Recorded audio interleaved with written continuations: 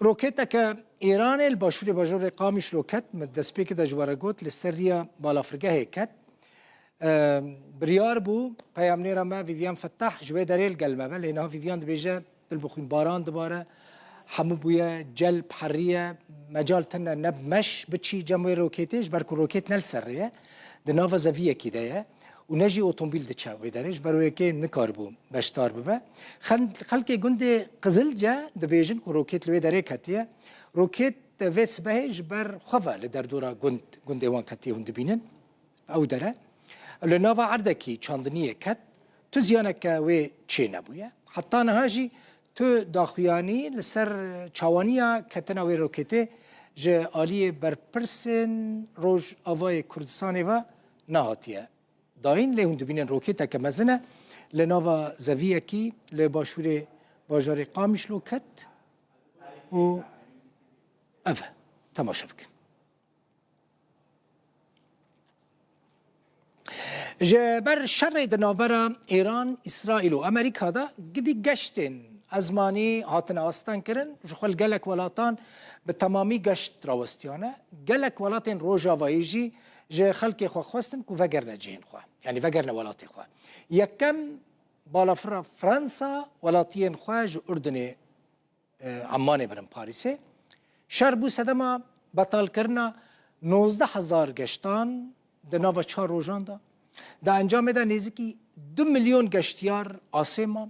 İspanya 175 welatiyên xwe ji Dubay û Abûzabî vegerandin. Brêtanya jî amedekariyan dike ji bo birina 300,000 welatiyên xwe. Her wiha Fransa, İtalya, Almanya, Polanda û Avustralya jî êdî xwe amade dikin ku xelkê xwe vegirine cem xwe.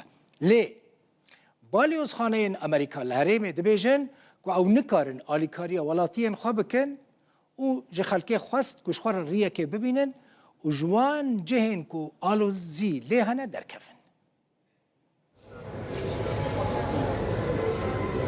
Piştî çendîn rojên tirs û metirsiyê di bin siya şerê li rojhilatan avîn de di dawiyê de yekem firokeya Fransayê ya ji bo veguhestina welatiyên xwe ji Omanê gihişt Parîsê. Ev destpêka pêvajoyeke mezin a vegerandinê ye ku hikûmeta Fransayê organîze kiriye. Bîstina dengê bombebaranan ji bo me pir giran bû. Loma em pir kêfxweşin ku bi silametî û bêpirsgirêk vegeriyan vir. Şer ji bilî gojiyana xelkê herêmê ser û bin kiriye.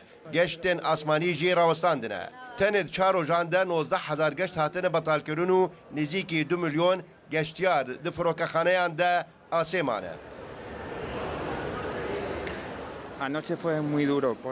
Şeva borî pir zehmet bû ji ber ku bombebaraneke zêde hebû. Em fêrî wê alozî û şerê li wir hebû nebûne.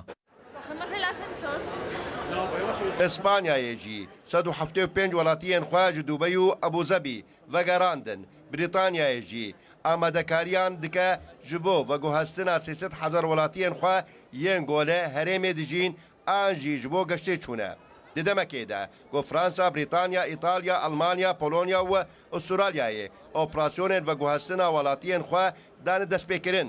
Balyozxaneyên Amerîkayê yên li herêmê ragihandin ku ew nikarin alîkariya welatiyên xwe bikin ji bo derketina ji navçeyê û divê ew bi xwe rêyekê peyda bikin. Penaberên Sûriyê ji ber êrişên dawiyê yên İsraîlê li ser Hizbullah li başûrê Libnanê dî dest pêkirine vegerin welatê xwe.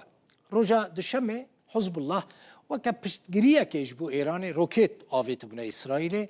İsraîlê jî bi dehan rokêt avêtine bargeh û avahiyên Hizbullaha Libnanê. Abîr Dahî jineke Sûriye dibêje ew ji ber şer li Sûriyê ji Sûriyê re viyabûne başûrê Libnanê û niha jî ji ber şerekî din ji başûrê Libnanê direvine Sûrî.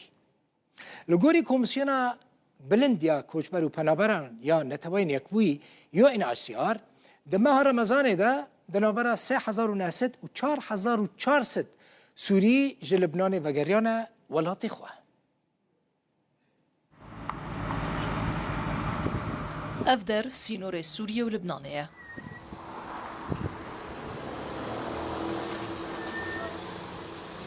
پنابرین سورینه جبر ایریشن داوین حزب الله و اسرائیلین الباشوری وی ولاتی درفن 15 سنة طلعنا حرب سوريا ددما شارع کو 15 سالان لسوریه دوم کر ام درکتن و ما بر خدا باشور لبنانه پاشه ام راستی شارک دن هاتن و ام جارک دن کجبر بون رویتی ما 12 دمجمیران کشاند حتی ام گشتین سایدا دناف ایرشن اسمانی ده و فروکه لسرسری ما دفریان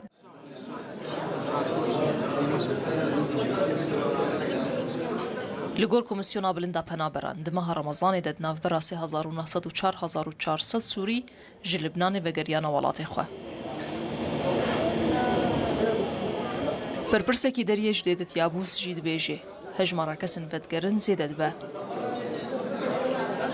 نتيجة الأوضاع الأمنية السائدة في لبنان دروجن اسایده مروجانه پیشوازی د نافبر 10000 و 12000 کسی د دکر کو دچون د هاتن لجبر روشه اولهیه یا نه لبنان متن د بشا هاتن ده د شف روجه کې د پیشوازی زیاتری 10000 سوریان کریه روجا دوشمه حزب الله جبو پشتوانیا ایران موشک آوتن اسرائیل لإسرائيل ببرسب نما بالدهان موشك آبتنا لبناني